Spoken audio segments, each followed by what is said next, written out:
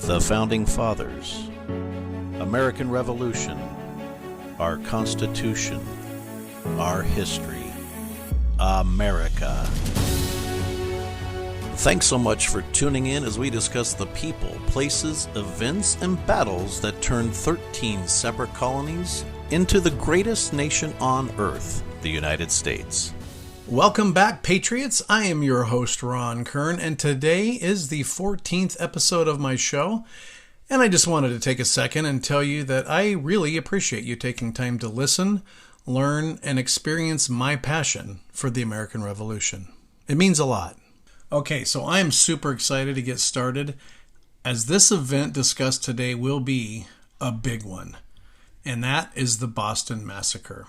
It's one of the most well-known events in the Revolution, with many considering it the actual starting point of the Revolution. I will tell you that after a lot of research, what you learned in school and how the events went down is probably going to differ from what you hear today. I have spent a lot of time researching this from all angles. Over a dozen first-hand sources, witness accounts, actual depositions, which was very hard to read, by the way, because it's in 18th century writing, but it's the actual document. So it took a long time, but it's really amazing. And I feel that what I'm going to talk about today is probably the most accurate version of what actually happened. At least that's what I think. I'm not on one side or the other. I have my own opinion, which I'll voice, of course, but what I realized is in all of my research, probably about 8 or 9 hours worth, to be honest, it's quite a bit different than most history books, and certainly different than I was taught when I was going to school. So either way, it's pretty amazing. So the last episode, we discussed the occupation of Boston and how that escalated to the first death of the Revolution, which happened to be a young boy. But 11 days after he died, the war was baptized in the blood of 5 Americans gunned down in the Boston Massacre. There had never been anything like this event in America up to this point. Among the dead was Crispus Attucks, and he was a mixed-race young man, likely mulatto. The history books claim that his was the first blood spilled in our cause of liberty, but I definitely disagree, as my last episode clearly demonstrates. I not only disagree with it, I'd go as far to say that he was actually one of 2 instigators that ignited the muskets that night. The Boston Massacre as a whole started a glorious conflict that ended with the birth of the best country ever made, and that's the United States. There were injuries and deaths in this massacre, but what if it wasn't actually a massacre? What if it was an act of self-defense? This event took place in the heart of Boston, near the old State House, which today is a national monument. But over 250 years ago, it was a crime scene. If you have been to this historical location, as I have, you've likely seen the large star that's embedded in the cobblestone in the street, and that is supposedly the place where the location of the massacre took place. I think it's pretty close, but the star is likely not as exact as it claims to be, in my opinion. I've determined from a variety of sources it's about 110 feet from that star. Now, what difference does it make? I say it's close enough for me, and it really doesn't change the outcome. But thought you might want to know that is it's one of many things that I've uncovered that may not be quite accurate as it's taught or how you actually learned it. On a moonlit evening on March 5th, 1770, 8 British soldiers and their captain fired on an angry crowd of colonists gathered in the square. When the smoke had cleared, 5 colonists were dead. The question then arose, was it murder or was it self-defense? These shootings were the culmination of a series of violent confrontations between British authorities and the Patriots that had been building for several years. And Many of these we have discussed in previous shows in great detail. Sometime between 9 and 10 o'clock at night, soldiers under the command of Captain Thomas Preston, you'll want to remember his name, Captain Thomas Preston fired their muskets into a crowd of several hundred colonists, protesting the presence of British troops in Boston. That's apparently why they were there, right? But when the shooting stopped, 3 people were dead and 8 people were wounded. And in an instant, the colonial world had changed. In that one single event, the question of just how far England would go was answered. And on that night, the Patriots realized that the struggle for independence would be one of blood, fighting, and war.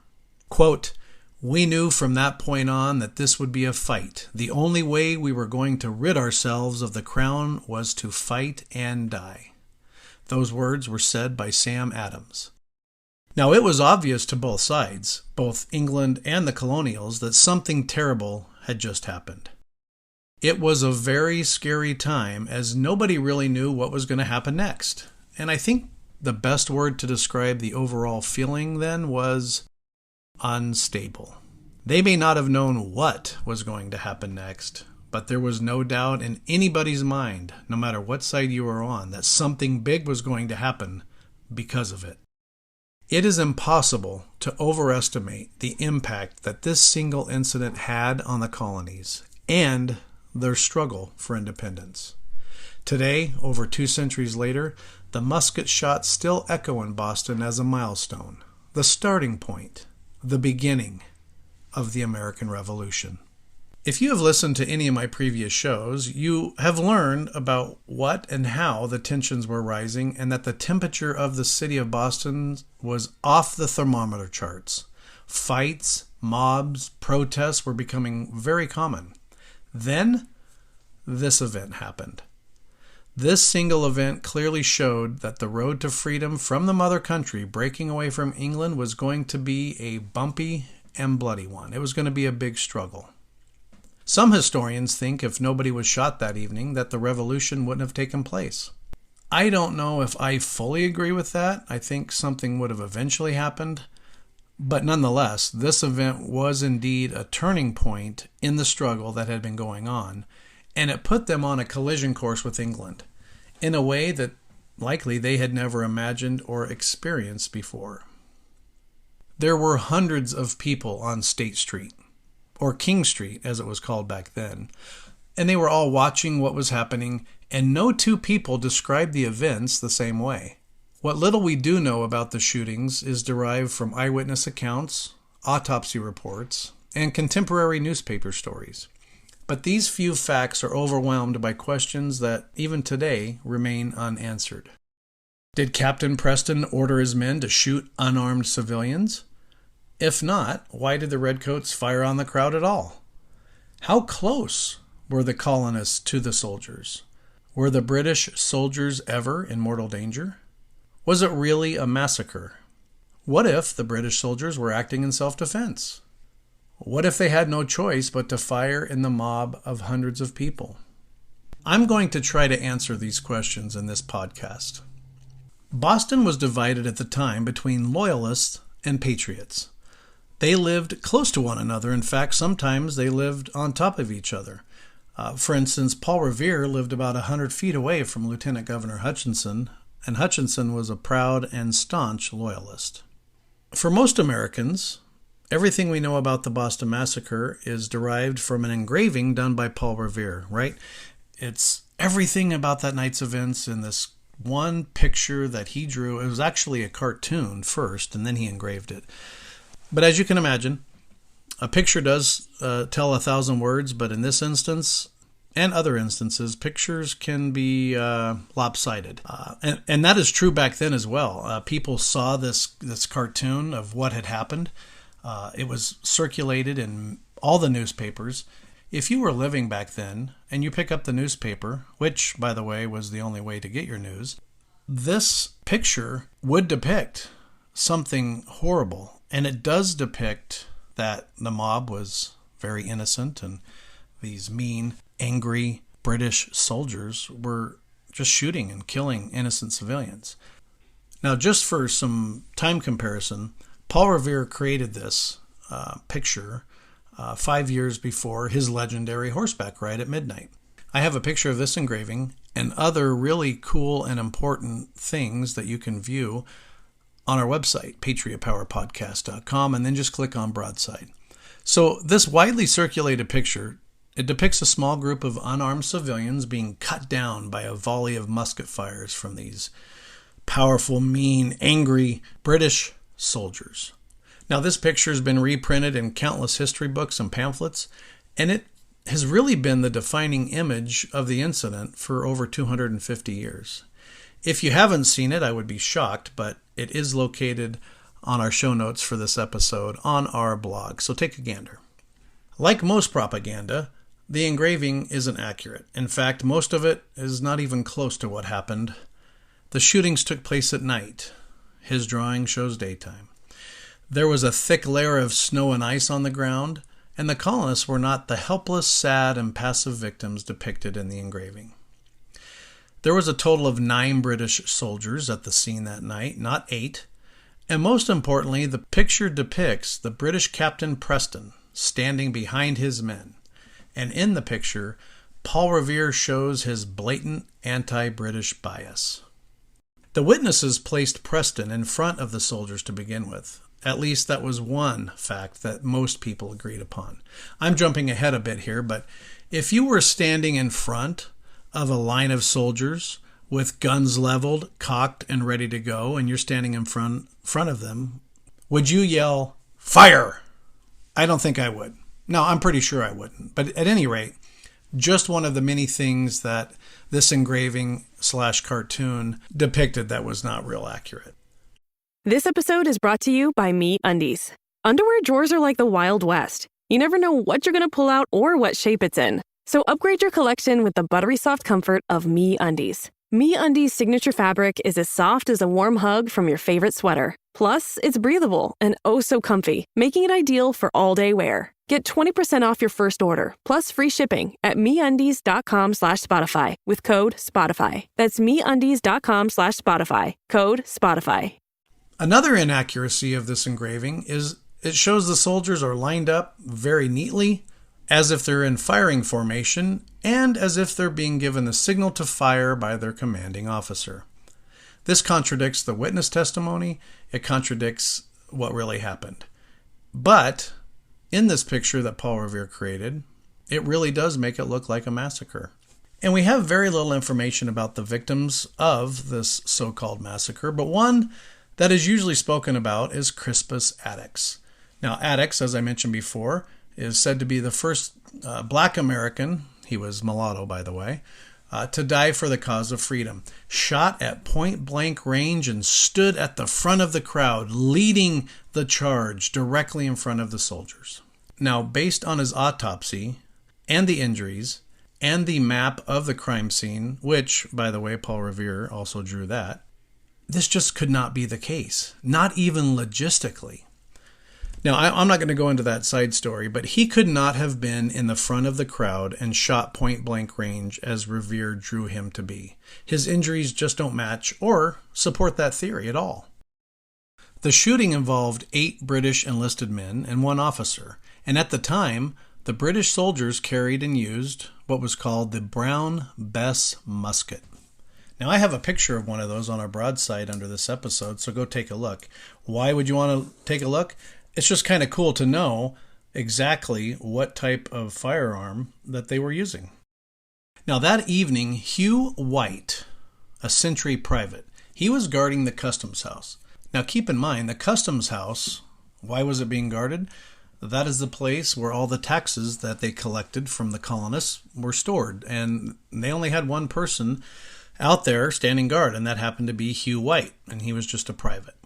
Can you imagine standing outside when it was that cold and miserable?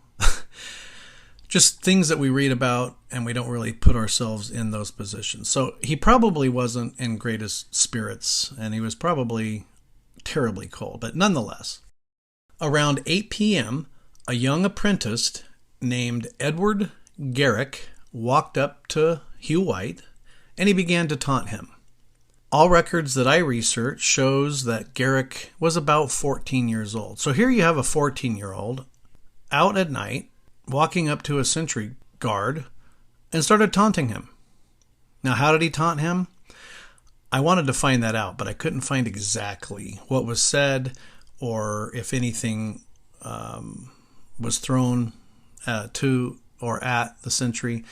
But we do know that the taunting escalated until Hugh White had had enough, and he hit Garrick with the butt of his musket. Now, Garrick, this 14-year-old kid, fell to the ground. He got up and ran off. Now, word of this incident immediately swept through the town. That resulted in countless angry citizens descending upon the location or upon the square. Many of them, close to the confrontation, came from taverns, and they had been drinking. The angry crowd surrounded the sentry and threatened him with bodily harm. So here you have a sentry guard doing his job, freezing his tail off. A kid comes up, starts taunting, does whatever he does, says things that ticks him off. The guard had had enough, butts him with the end of his musket, and now you have hundreds of people surrounding this one guard. Now, while the entire town appeared to be erupting, Captain Thomas Preston was in the main barracks, which was located right across the street from the old State House, but it was still close enough that he could hear White call for help, and he also heard all of the commotion. So Captain Preston marched in with a group of 6 privates and 1 corporal. Once there, they attempted to bring him back and escort him back to the barracks, but they couldn't. They were stopped by the angry mob of citizens. Now, a mob that at that point had grown to about 300 people. So picture a very small square surrounded by buildings and taverns and custom houses and apartments and all of that. It's relatively small. And you have these guys that are trying to rescue or at least help Hugh out of that situation. And there's 9 of them surrounded by 300 ticked off, angry people. And I shouldn't say most, I don't know. But I do know a lot of them were not sober. Having no access point towards safety or an escape route from the crowd, Preston ordered his troops to form a semicircle and took a position in front of his men. Now here's where the story gets twisted a little bit, but it is a focal point in the trial that would commence in the aftermath. Many, including the engraving that Revere created, said and showed that Preston was behind the men and yelled, "Fire! Fire!" over and over again. The ugly demonstration turned lethal. Now, when Patriot Richard Palms, who is a local rope maker, struck one of the soldiers named Montgomery with a stick, this time a British soldier was knocked to the ground, but when Montgomery got up after being knocked down, he fired into the crowd. Moments later, that's when the Boston Massacre began. The other soldiers let loose with a fusilage of musket fire. 11 people in total fell, and the mass of angry people retreated. So here you are, you have this 300 people. The soldier gets knocked down, he gets back up, he fires into the crowd, they all scatter. Now during that time that people were retreating, the soldiers reloaded their muskets and then saw the mob coming back to them. Now the mob was apparently going to retrieve the wounded, but the soldiers, now fearful and full of adrenaline, thought that they were going to come back and do more harm to the soldiers. So when the mob advanced, the soldiers all aimed in the crowd and fired again. The mob just prior to this point had tried to break into the customs house using picks and shovels, but they were unsuccessful. So does this sound like an innocent crowd shot down in cold blood, massacre style? I don't know. Now, when Preston saw this, he immediately knocked up their muzzles, yelling, "Don't fire! Stop!" And he said that at least twice. Preston then ordered his men into a column of 2s and had them march back to their barracks. Paul Revere, Sam Adams, and other Patriot leaders, many of them were members of the Sons of Liberty, turn this event into a symbol of England's tyranny, a massacre that demanded justice. And from the start, Captain Preston claimed that the shootings had been a tragic accident and that his men were really only protecting themselves in self-defense. But as you can imagine, nobody believed him. They didn't even want to listen to him.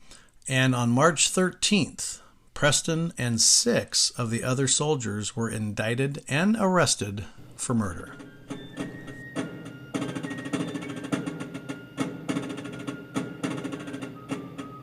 If you like my podcast and what I'm doing, and you want to support it, I have a few ways that you can do that. Word of mouth is certainly the best way to advertise, so please tell your friends and family about this podcast. It's kid-friendly too, so you can share it with teachers and schools if you want to. Podcasts that have a lot of reviews are just found easier. So if you have a few seconds, and literally that's all it takes, go to the bottom of my podcast, click the number of stars that you feel it is warranted, and that's it. You can write something if you want, but that's not necessary. It literally takes you just a few seconds. Lastly, we have some pretty cool patriotic gear on our newly launched online store. We have mugs, t-shirts with famous and important revolutionary quotes. Thanks for your consideration, and now, let's get back to the podcast. Who in their right mind would take up a case to defend these instigators of the Boston Massacre? Every one of them were guilty in everyone's eyes, and so much that trees nearby the courthouse and even around 10 were decorated with long ropes ready to serve justice upon them all. The lawyer for the defense was none other than John Adams.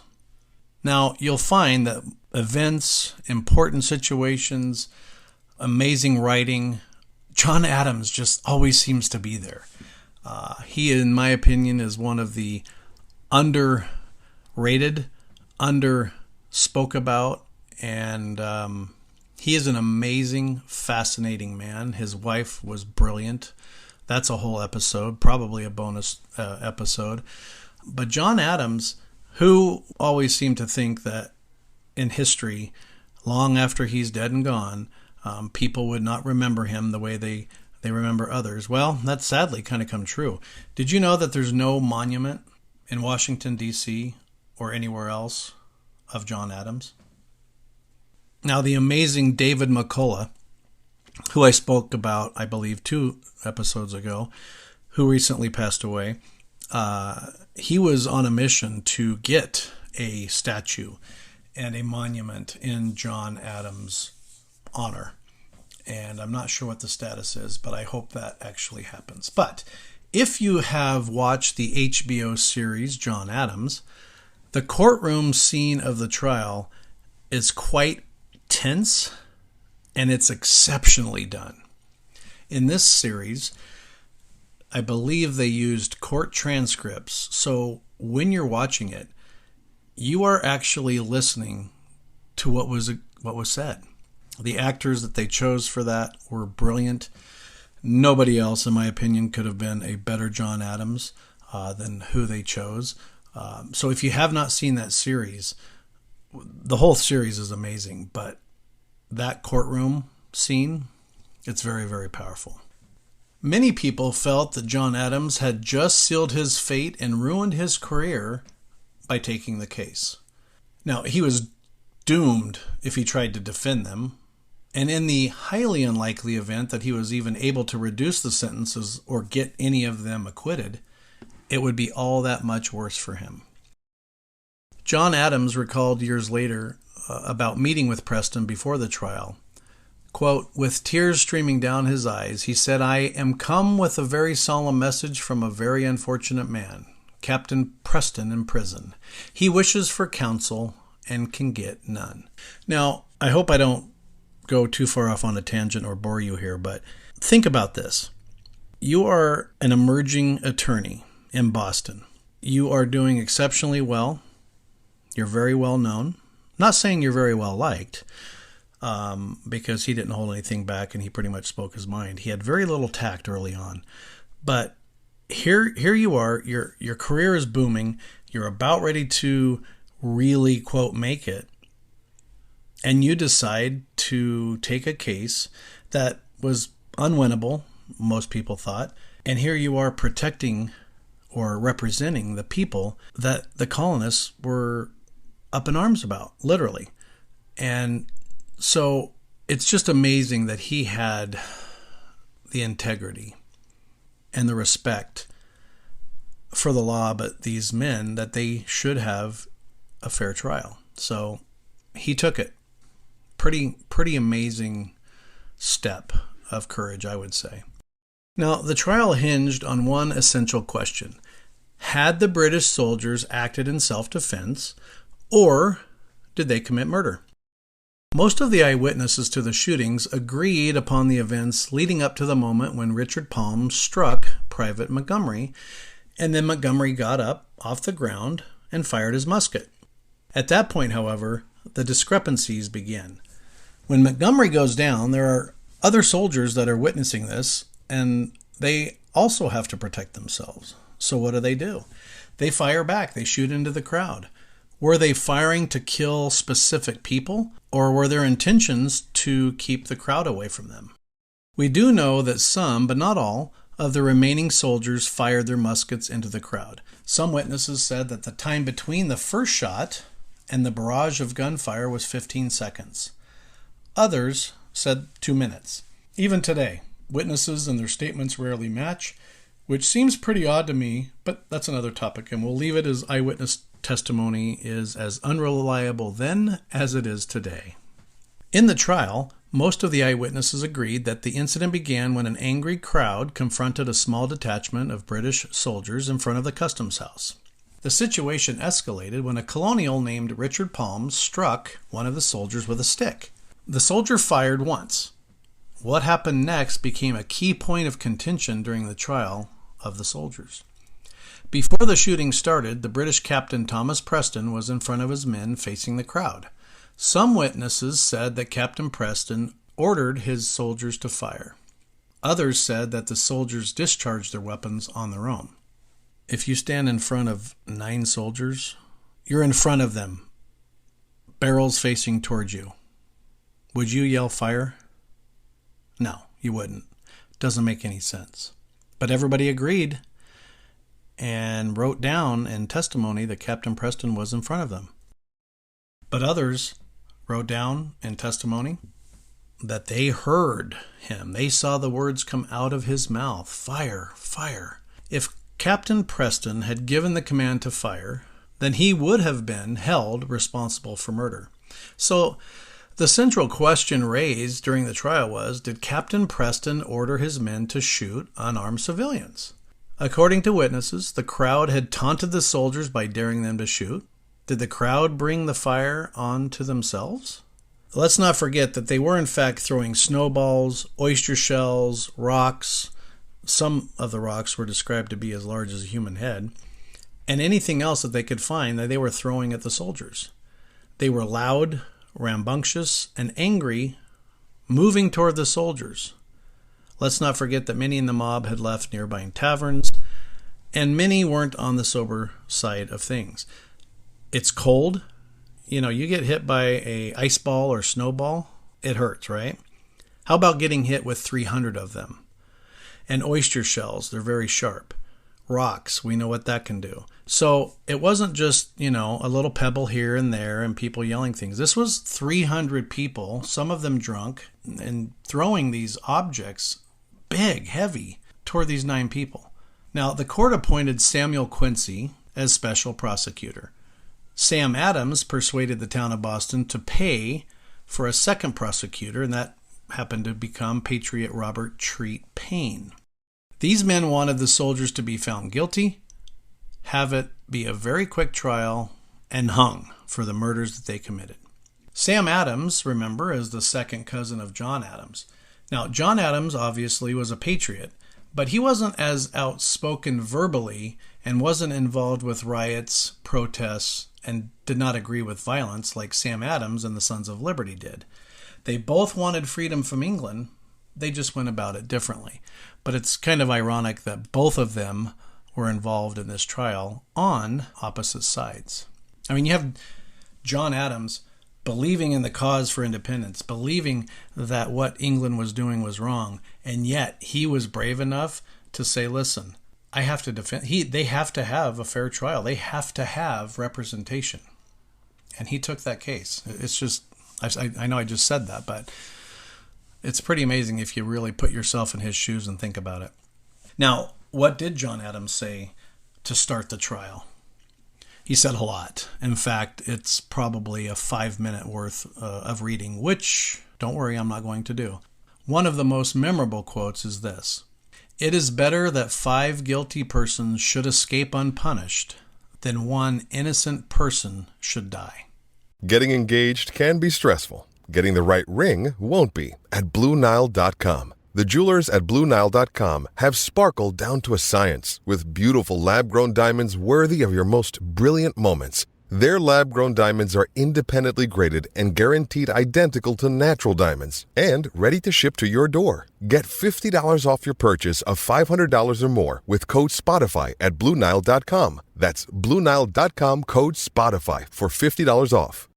During the trial, Adams argued that Captain Thomas Preston had never issued the order for his soldiers to fire, and that those who had shot into the crowd did so entirely in self-defense. Adams called those within the mob that provoked the soldiers outlandish jacktars, among other things. He was also very convinced that nobody in their right mind would stand in front of a line of soldiers and yell fire. Witnesses for the defense described the insult, curses, threats, taunts, and the physical objects that the mob hurled upon the soldiers. Dr. John Jeffries, now this is amazing. If this doesn't speak volumes, I don't know what will, but so here it is. Dr. John Jeffries, who treated one of the victims that was shot, and his name was Patrick Carr, he treated Patrick Carr for 10 days before Carr finally died from his wounds. But Carr gave especially effective testimony. Dr. Jeffries related that Carr, on his deathbed, said that he believed the soldiers fired to defend themselves and that he did not blame any of them nor blame the man who shot him. It's a pretty telling and convincing statement. As if anyone would likely know, it would have been Patrick Carr. One witness said he heard from the mob, "Damn you, you sons of fire. You can't kill us all." John Adams spent much of his closing arguments educating the jury on the law of self-defense. He recalled the testimony about the people crying, kill them, knock them over," heaving snowballs, oyster shells, clubs, white birch sticks. And then Adams asked the jurors to consider yourselves in this situation and then judge whether a reasonable man would not have concluded they were going to kill them. So he asked the jury to put themselves in the shoes of these soldiers. Adams continued his defense on why his clients were not guilty of murder. He said, "I will enlarge no more on the evidence, but submit it to you. Facts are stubborn things, and whatever may be our wishes, our inclinations, or the dictates of our passions, they cannot alter the state of facts and evidence. Nor is the law less stable than the fact. If an assault was made to endanger their lives, the law is clear. They had a right to kill in their own defense. If it was not so severe as to endanger their lives, yet if they were assaulted at all, struck and abused by blows of any sort, by snowballs, oyster shells, cinders, clubs, rocks, sticks of any kind, this was a provocation for which the law reduces the offense of killing down to manslaughter in consideration of those passions in our nature which cannot be eradicated. To your candor and justice I submit the prisoners and their cause." Man, nobody writes like that anymore. You've probably heard that quote, right? Facts are stubborn things.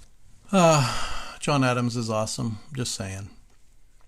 Captain Preston's testimony, he said, "On this, a general attack was made on the men by a great number of heavy clubs and snowballs being thrown at them, by which all of our lives were in imminent danger, some persons at the same time from behind calling out, 'Damn your bloods, why don't you fire?' Instantly, 3 or 4 of the soldiers fired, one after another, and directly after, 3 more in the same confusion and hurry. The mob then ran away, except 3 unhappy men who instantly expired, in which number was Mr. Gray, at whose rope walk the prior quarrels took place. 1 more is since dead, 3 others are dangerously and 4 slightly wounded. The whole of this melancholy affair was transacted in almost 20 minutes. On my asking the soldiers why they fired without orders, they said they heard the word fire and supposed that it came from me. So that was what Thomas Preston said. Now, with a case like this, you might think that the jury would take days, maybe weeks, to decide the soldier's fate. But after deliberating for only 3 hours, the jurors found all of the soldiers innocent of murder, but judged that Privates Montgomery and Kilroy guilty of manslaughter. Although these men were technically convicted of a capital offense, the court permitted them to make a special plea that reduced their penalty to branding on the thumb. That was the punishment they received, a brand on their thumb. Montgomery later admitted that it was himself who had shouted, "Damn you, fire," just before he shot his musket. In my personal opinion, the fact that thousands of soldiers were on the streets of Boston and having a standing army in the first place wasn't the best idea that England could come up with. Additionally, the laws passed and the countless taxes that they were imposing were not only unfair, they were technically illegal. Although England provided reasons and justifications for everything they did, it all led to this, the Boston Massacre, as well as future incidents up to and including the actual war. Whatever became of Captain Thomas Preston? Well, within a month, he left the colonies and retired from the British Army. In fact, he retired from the British Army immediately, and he settled in Ireland. Ironically, John Adams later recalled seeing him in London in the 1780s when Adams was serving there as a U.S. minister to Britain. Neither Preston or Adams said a word to one another. There is no written description of how that looked, but I envision it in my mind as a bit foggy, overcast, in London, both walking by some shops on the sidewalk, heading opposite directions, and they recognize one another, say nothing, and keep walking. Now, Preston wrote a farewell note to General Thomas Gage, who at the time was the commander of the British occupying forces. In this note, he referred to his acquittal, "I take the liberty of wishing you joy at the complete victory obtained over the knaves and foolish villains of Boston." In closing, here are some things for you to think about, consider, and take away from the show. I'll also mention some facts about the massacre that you may or may not have known. Excluding the fact that England had thousands of British troops in Boston, the Boston Massacre was really started by the colonists. Sam Adams and John Adams were both very involved with this event. Sam Adams urged and prompted certain prosecutors to get guilty verdicts, while his second cousin John Adams defended the soldiers involved in the shooting. There were 5 deaths and 11 injuries that occurred. The trial started November 27th, 1770. None of the soldiers went to jail. None were executed or really received any harsh punishment. Does this sound familiar to Ebenezer Richardson from our last show? Pretty close, huh? Hugh White was the only soldier standing guard and defending the customs house, which held the king's money, or more accurately, the money from the colonists that they taxed and collected. John Adams took the case and defended the soldiers as he felt if the colonies were going to fight for freedom, then the rule of law must be obeyed and given to all persons, including British soldiers. His integrity and love for the law are second to none, in my opinion. John Adams, knowing that Bostonians would never be impartial, convinced the judge to pull people for the jury outside of Boston. He was also very smart that most of them were Tories or supporters of England, so he really had a good jury to start this case off. There's a lot of speculation and things you can find about that. I won't go into that. Just know that John Adams was super intelligent from long before he stood in front of the George and gave his opening remarks. He had already done his homework and had a jury that he felt at least would be fair. Sam Adams is the one that called or coined the phrase the Boston Massacre. Immediately after the shooting, the town bells rang, which almost always meant and indicated fire. And John Adams, who was at a club at the time, rushed to the scene and was on site of the Boston Massacre shortly after it was over. And a question to ponder: do you think it was self-defense? Do you think it was the colonists' fault or the soldiers' fault? As with every show, I put links for you to explore and take a deeper dive if you're interested. Now, each show note and link is included within each show's description. There I put photos, maps, and paintings that coincide with whatever we're talking about, whatever the focus of the episode is. And to view those, just visit our website, patriotpowerpodcast.com, and then click on Broadside. The links for this show are pretty amazing. One of the links includes actual documents, handwritten, showing depositions, diaries, statements, and more. It was kind of fun looking through John Adams' notes about what he was going to say, what he actually said, and just when you read them and looking at the actual document, for me, I think and others, it makes it seem more real. And I encourage you to explore all of the links that I provide. Our next show is going to discuss the Gaspee Affair, the Tea Act, and yet another well-known event, the Boston Tea Party. Now that's going to get us to the year 1773, so until then, get caught up on any missed episodes as it's only getting crazier and super interesting from here on out. Have a great rest of your week. Thanks for listening and hope that you tune in next time with us here at the Patriot Power Podcast. Make sure that you hit subscribe so you'll get notified when our new episodes are available for you. And we hope that you check out our websites, which include our show notes, links, documents, and more at patriotpowerpodcast.com or ilovegeorgewashington.com. Until next time, hope that you and your family have a blessed week. And remember, be safe and tell a veteran thanks for their service.